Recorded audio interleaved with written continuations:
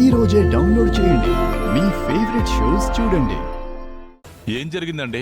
వశీకర వలన బలైపోయిన మరో ప్రాణం ప్రసాదరావు గారు.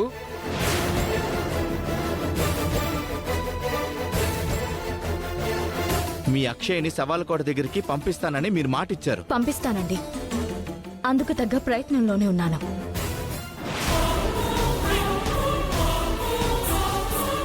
ఆ పిల్లను వీలైనంత త్వరగా పంపించకపోతే ఈసారి ఊళ్ళో ఉన్న పిల్లలందరినీ చంపుతాను.